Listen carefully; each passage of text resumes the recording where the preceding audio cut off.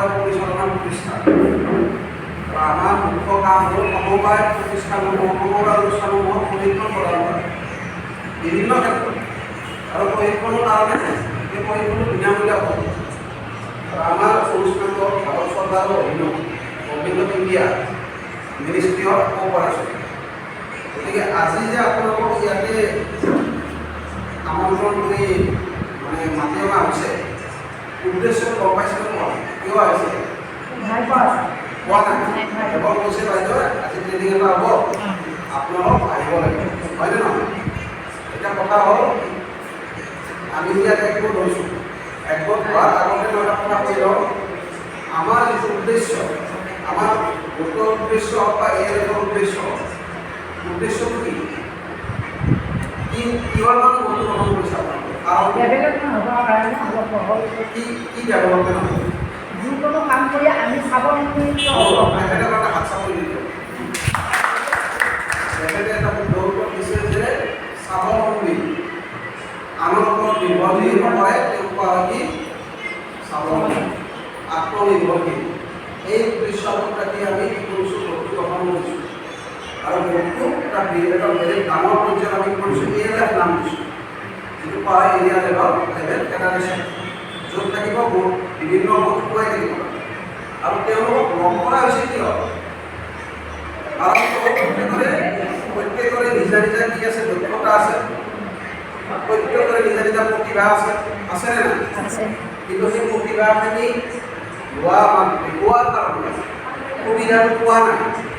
এই সুবিধাটো কোনে দিছে? আমাক গোটৰ জৰিয়তে আমি সুবিধাটো ল'ব পাৰোঁ, যিহেতু অকলে কৰিব নোৱাৰোঁ, হয়নে নহয়? আমি অকলে কৰিব নোৱাৰাৰ কাৰণেতো আমি ইয়াত হৈছোঁ, কথাটো হয়নে নহয়? অকলে কৰিব নোৱাৰোঁ, একেলগ হৈ একযোগ হৈ আমি এটা উদ্দেশ্যৰে আগবাঢ়িছোঁ। এতিয়া আমি কিমান সফল হৈছোঁ বা কিমান যে আগবাঢ়িছোঁ আমিয়ে গম পাওঁ, বেলেগেতো গম নাপায়। এতিয়া আমাৰ গোটটো গঠন কৰাৰ আজি ধৰি লওক 3 বছৰ, 5 বছৰ, 4 বছৰ, 6 বছৰ, 10 বছৰ পুৰণা গোট আছে।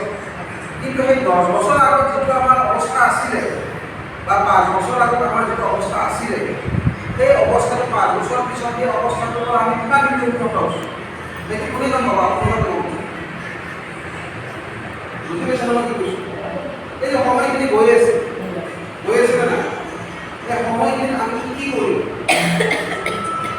বা আমি আগলৈ কি পৰিকল্পনা কৰিম আমাৰ গোটটো আৰু আগবঢ়াই নিয়াৰ? এই যে ফৰ্মখন ফিল-আপ কৰিছে আপোনালোকে, এই ফৰ্মখন ফিল-আপ কৰাৰ উদ্দেশ্যটো কি? এই ফৰ্মখন এইভাবে ফিল-আপ কৰিছে, আপোনালোকে এই ট্ৰেইনিংটো আহিছে, এইখনৰ প্ৰমাণ, ইয়াতে বেলেগ একো নাই।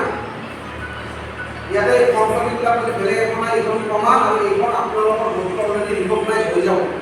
আমাৰ অনুষ্ঠানটো মানে ভিতৰত সময়ে আমি তেনেকুৱাকৈ আপোনালোকৰ যি দক্ষতা আছে, এই দক্ষতা অনুসৰি আপোনালোকৰ প্ৰশিক্ষণ দিনৰ প্ৰশিক্ষণটো মানে আপোনালোকে আমাক একো দিব নালাগে, কেৱল আগ্ৰহটো লাগিব। তাত আগ্ৰহ ভাল লাগিব, লাগিবনে?